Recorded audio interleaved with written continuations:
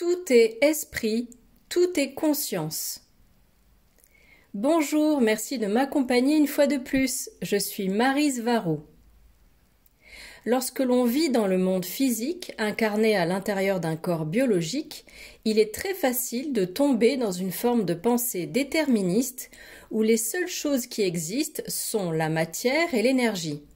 Et d'ailleurs, comme le dicte la science de la Terre, ce sont fondamentalement deux états différents de la même chose.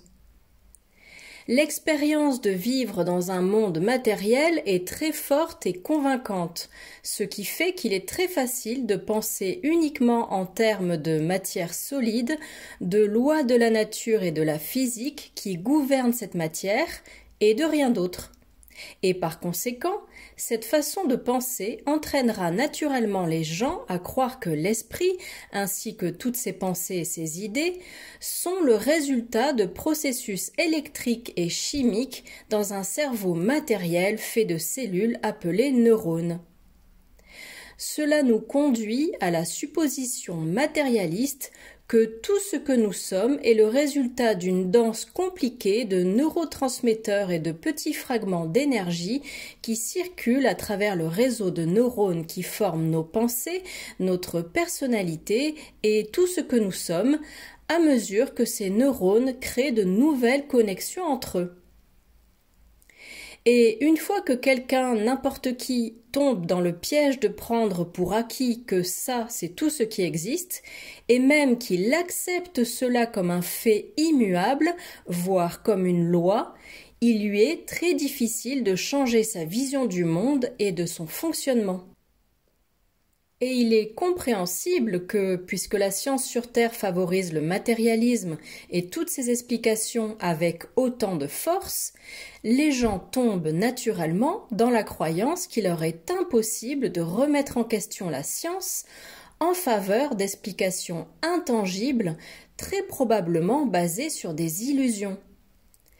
Car de nombreux scientifiques sur Terre disent que toutes les idées spirituelles et métaphysiques, qui incluent la vie après la mort, la réincarnation, les entités, les fantômes, les esprits, etc., ne sont que le résultat de l'imaginaire et de l'incapacité des humains de faire face à leur propre destruction dans la mort.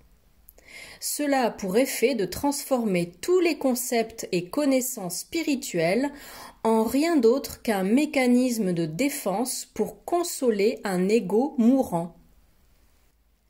Pour la défense de la spiritualité et dans l'intérêt d'un argumentaire, supposons que cette vision matérialiste du monde soit la bonne et que tous ceux qui croient en l'existence du monde spirituel et des royaumes éthérés de l'existence soient tous en train de délirer et de tomber dans cette illusion conservatrice de l'ego.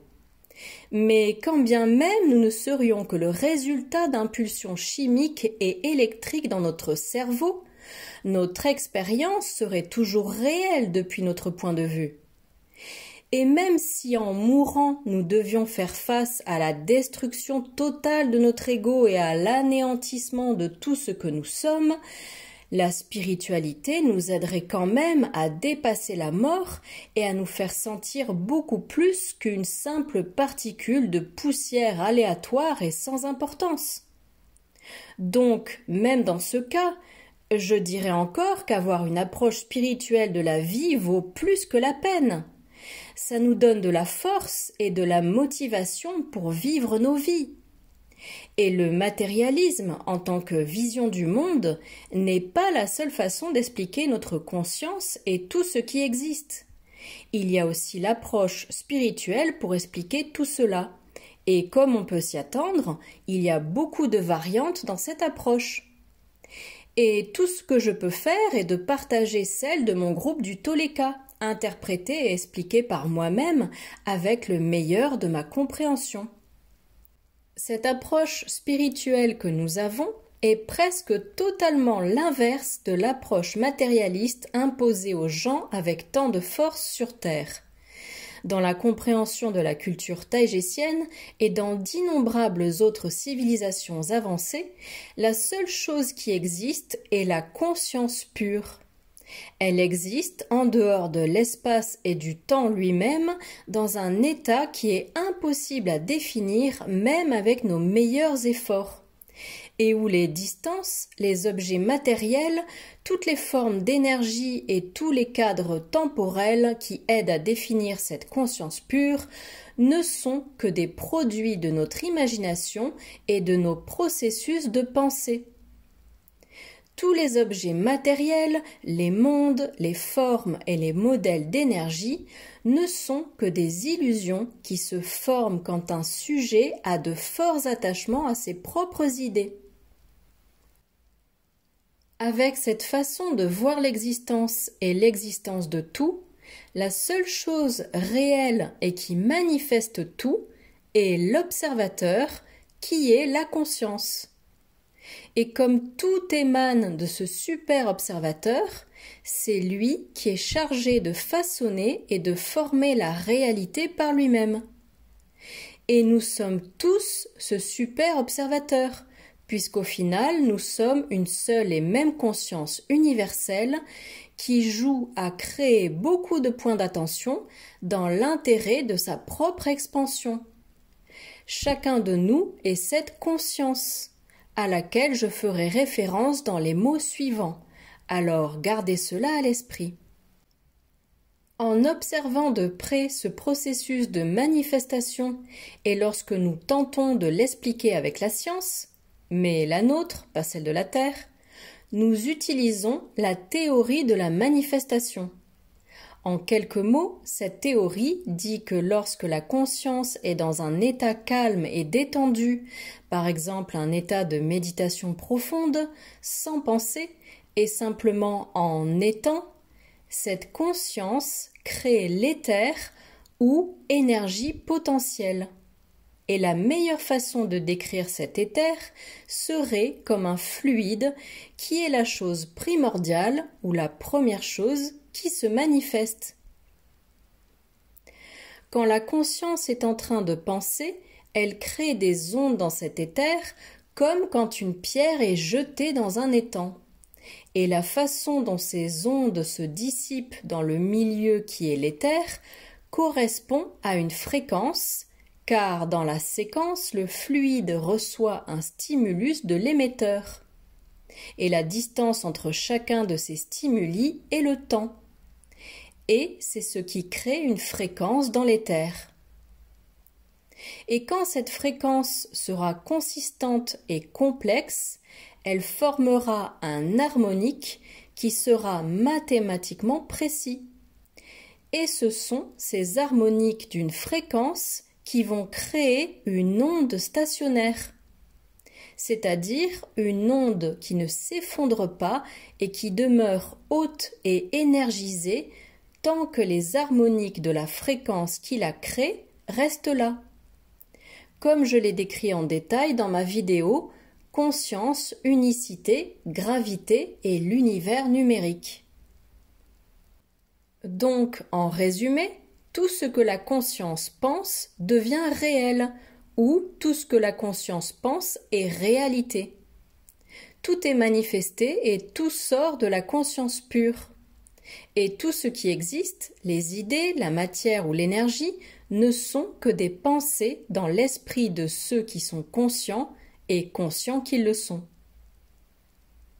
Et si manifester des choses et des situations prend du temps dans un endroit comme la Terre et dans tous les autres endroits similaires, c'est parce qu'il y a là-bas une dynamique compliquée de conscience où nos souhaits et nos désirs immédiats sont étouffés par un collectif plus grand, par la soupe de conscience dans laquelle nous sommes plongés, que l'on appelle l'inconscient collectif. C'est exactement la raison pour laquelle les personnes illuminées, qui sont des libres penseurs et qui assument la responsabilité de leurs pensées et de leurs actions, et qui ne suivent pas la norme, deviennent des nœuds de pouvoir dans la matrice dans laquelle elles se trouvent. Car elles ont un pouvoir de manifestation très fort qui surpasse et dépasse le propre inconscient collectif dans lequel elles se trouvent, à tel point qu'elles l'influencent plus qu'il ne les influence à elles. plus tu seras cohérent avec tes pensées et tes valeurs, plus tu seras fort en les défendant contre la norme opposée, et plus tu seras clair sur ce que tu veux, alors plus vite et plus fortement tu manifesteras n'importe quelle chose. C'est ça le pouvoir d'être différent. Une autre raison pour laquelle il semble que nous ne puissions pas manifester nos désirs immédiatement est que nous ne les manifestons pas depuis le haut de nos têtes, mais depuis notre inconscient profond. En d'autres termes, nous manifestons qui nous sommes, pas ce que nous voulons. Ça, c'est très important. En expliquant cela depuis un point de vue plus réaliste et pratique, tu ne peux voir aucun objet sans avoir un ensemble d'idées et d'interprétations dans ton esprit pour assigner une valeur et une description à ce que cet objet signifie pour toi. Une chaise est un endroit où s'asseoir pour un humain, un lit pour un chat, de la nourriture pour une termite et une montagne pour une fourmi, comme je l'ai dit précédemment. Mais comme l'acceptent les taïgésiens et d'autres sciences stellaires, tous les objets ont une forme de conscience propre, et ils dépendent d'une forme de conscience non seulement plus grande ou plus complexe, mais aussi plus avancée pour être manifestée à partir de l'éther. Depuis un point de vue, une chaise n'est qu'une grosseur d'énergie si personne n'est conscient de son existence. Et cela serait valable depuis le point de vue d'un observateur comme nous. Cependant, cette chaise, comme n'importe quel autre objet, est également manifestée non seulement par d'autres créatures comme ces fourmis ou ces termites, mais aussi par l'énergie dynamique primordiale qui provient de la chaise elle-même, puisque chacune des structures complexes qui la composent ont aussi une forme de conscience, bien que très simple. Un exemple de cela seraient les cristaux et les minéraux qui sont excellents pour maintenir une fréquence dans leur matrice moléculaire. Et de nombreuses cultures les considèrent comme des créatures sentientes et conscientes d'elles-mêmes qui doivent être respectées et honorées en tant que telles.